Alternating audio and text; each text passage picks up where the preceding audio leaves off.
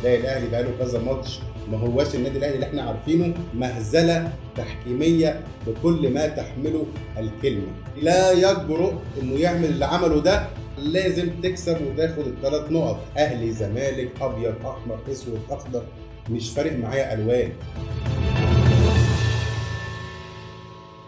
طبعا قبل ما نبدا حلقتنا ما تنسوش نصلي على النبي عليه افضل الصلاه والسلام، وندعي لاخواتنا في فلسطين يا رب انصرهم اللهم امين.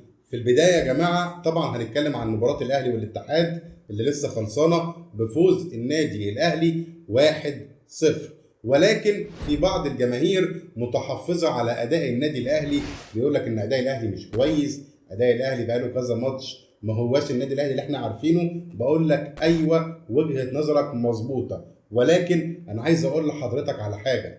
النادي الاهلي مفرحنا، النادي الاهلي واخد ال 12 افريقيا، النادي الاهلي لعبته ما بتريحش، النادي الاهلي لعبته جايه من المنتخب، النادي الاهلي حاليا في معمعه مباريات ومطالب منك بعد كل مباراه بتلعبها لازم تكسب وتاخد الثلاث نقط، لان بيراميدز متصدر جدول الدوري وماشي زي ما قلت لكم في الحلقات اللي قبل كده قطار اكسبريس لا يتوقف علشان تفوز بالدوري وتروح تلاعب بيراميدز. المباراه اللي هتكون فاصله ومهمه جدا في تحديد بطل الدوري او اللي هيركب على جدول الدوري، فانت المفروض تروح المباراه دي وانت فارق عن بيراميدز بنقطه، لانك لو فزت بكل مبارياتك وتساوت مبارياتك مع مباريات بيراميدز فانت هتكون متخطي بيراميدز بنقطه، فبالتالي مواجهتك مع بيراميدز لو انتصرت عليهم فانت هتبقى فارق باربع نقط. والاهلي طبعا لما بيركب جدول الدوري خلاص يعني بنسبه كبيره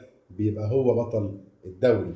فاصبر معلش، النادي الاهلي دلوقتي في مرحله مهمه جدا جدا جدا. برضه انا عايز اقول لك على حاجه، حته اعلان فيلم ولاد رزق طبعا هو عمل ضجه كبيره، وجماهير الزمالك واعلاميين الزمالك وكل الزملكاويه متضايقين. انا الصراحه انا لو مكانهم هي حاجه تضايق يعني خلينا نكون واقعيين، هي حاجه تضايق، ولكن عايز ابص لها بمنظور لعيبه النادي الاهلي.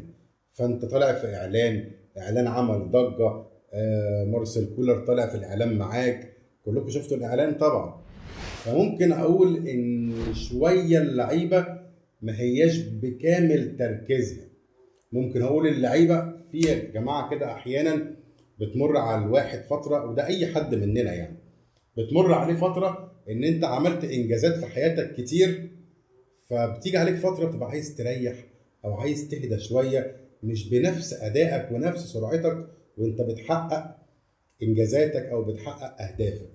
وده بالظبط ده تحليلي للنادي الاهلي حاليا. النادي الاهلي لعيبته حققت اهداف كتير فرحت الجمهور، مطالب دايما لعيبه الاهلي ان هي دايما بتكسب، دايما بتاخد البطولات. فلما لعيبه الاهلي يعني يريحوا شويه ومع ذلك بيكسبوا يبقى نقول لهم شكرا، نطالبهم بالمزيد، نقول لهم عايزين تحسن لان احنا بنحبكم وبنحب ان انتوا تمتعونا كلاعيبه النادي الاهلي، ولكن احنا خدنا اللي احنا عايزينه من المباراه وجرينا. عارف انت خطه اللي هو اخطف واجري، مش انتش واجري، لا اخطف واجري. اخطف اللي انا عايزه من الماتش، انا عايز ايه؟ 3 نقط، انا خدت لك ال3 نقط بس. الاداء والكلام ده هيجي مع يعني مع الوقت. ليه؟ انت هتخش بعد كده عندك المباراه اللي جايه الداخليه، معلش الداخليه في مركز متاخر في جدول الدوري، فمباراه برضو اللعيبه انا وجهه نظري هتكون مباراه يعني تاديه واجب، واللعيبه باذن الله لعيبه الاهلي ينتصروا وياخدوا ال3 نقاط، لان مهم انك تفوز بكل مبارياتك. هتروح بعد كده لمباراه الزمالك، وهنا هقف ثانيه واحده عند مباراه الزمالك، هي مش ثانيه ولا حاجه، انا عايز اقف ساعات الصراحه. اللي حصل امبارح في مباراه الزمالك مع المصري مهزله تحكيميه بكل ما تحمله الكلمه. معنى ان حكم في ارض الملعب فانت قاضي في ارض الملعب، يتم اهانتك وانت تقبل ان يتم اهانتك، دي الصراحه حاجه او حدث او حاله غريبه جدا جدا جدا. عبد الله السعيد يضربه بالدماغ، اشوف المدير الفني البرتغالي اللي لا يجرؤ انه يعمل اللي عمله ده في دولته في البرتغال، لو بس بص بعينه بصة للحكم هناك في البرتغال هيتم ايقافه ويتم معاقبته وغراماته وقصص، لان بيطبق القانون. هل احنا عندنا بيطبق القانون؟ اه بيطبق، ولكن بنسب مختلفة. اوقات تلاقي القانون يطبق بسرعة، اوقات تلاقي القانون فيه تخاذل. غير بقى هنروح لحتة تانية خالص، وهي تقرير الحكم. هل الحكم كتب في تقريره اللي حصل، ولا نسي، ولا عامل نفسه مش واخد باله، ولا قال لك خلاص حصل خير عديها؟ طب البيان اللي نادي الزمالك طلعه اللي انا الصراحة مش قادر افهمه، يعني نادي الزمالك مطلع بيان مختصر البيان انه هو بيتعرض للظلم التحكيمي، وانه بيطالب بلجنه خارجيه هي اللي تظبط ماتشات الدوري، ويطالب ان الفرق اللي ما لعبتش الدور الاول كاملا تلعب مبارياتها من الاخر، اللي هو النادي الاهلي هيلعب باقي مبارياته قبل ما الزمالك يروح الاهلي.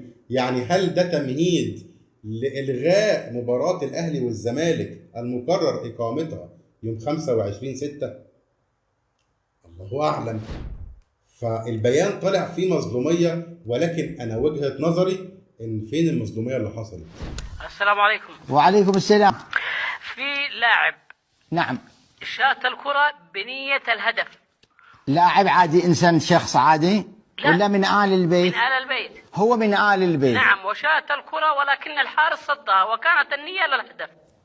كيف كانت النية للهدف؟ شادها وصدها الحارس. وصدها الحارس. الحارس في النار والكرة في الجنة.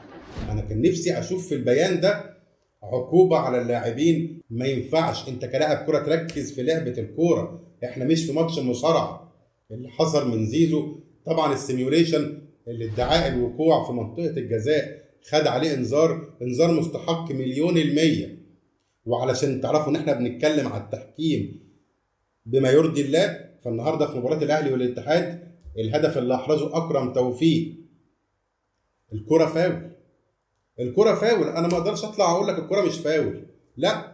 عمر كمال عبد الواحد داس على رجل مدافع الاتحاد السكندري، فلما شفناها في الاعاده لا الكره فاول، فالهدف اتلغى، ما عنديش اعتراض. طالما انت كحكم بتطبق القانون صح وبتوريني تقنيه الفيديو مظبوطه، هطلع اعترض ليه؟ ولكن انا اللي انا شايفه بقوله. عليا حاجه بقول عليا حاجه، ليا حاجه بقول ليا حاجه. اهلي زمالك ابيض احمر اسود اخضر، مش فارق معايا الوان. انا فارق معايا ان القانون يطبق، فارق معايا ان الاتحاد المصري او رابطه الانديه يطبقوا القانون صح. جوميز ضرب الحكم الرابع، فين العقوبات؟ لحد النهارده ما صدرش اي عقوبات. الاهانات اللي للحكام فين العقوبات؟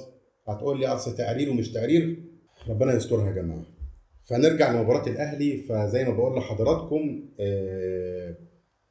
انت مطالب تكسب، انت مطالب ان انت تخطف ال3 نقط وتطلع تجري، مش مطالب منك غير كده. الاداء هيجي مع الوقت زي ما قلت لحضراتكم.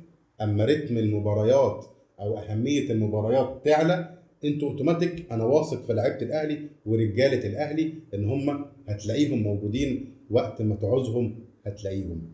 هو ده النادي الاهلي كما عودنا وكما عود جماهيره دائما. لعيبته رجاله وروح الفانيلا الحمراء موجوده لاخر دقيقه في اي مباراه انت بتتفرج عليها بيلعبها النادي الاهلي. ان شاء الله الحلقه اللي جايه هقول لكم اصابه عمر كمال عبد الواحد، طبعا اللي زعلتنا النهارده قوي. طبعا هي الاصابه كل شيء نصيب، وربنا يعني ترجع بالف سلامه ان شاء الله، ولكن لسه هنعرف اخبار الاصابه ايه، وباذن الله هطلع اقول لكم اخبار الاصابه. طبعا اصابات الاهلي لسه بيرسي تاو غايب، وسام ابو علي غايب، علي معلول برضو غايب. حاليا انضم عمر كمال عبد الواحد.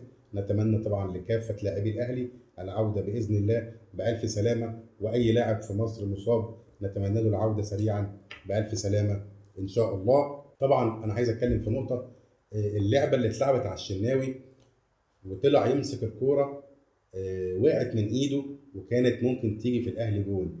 اللعبه دي خطر قوي قوي قوي.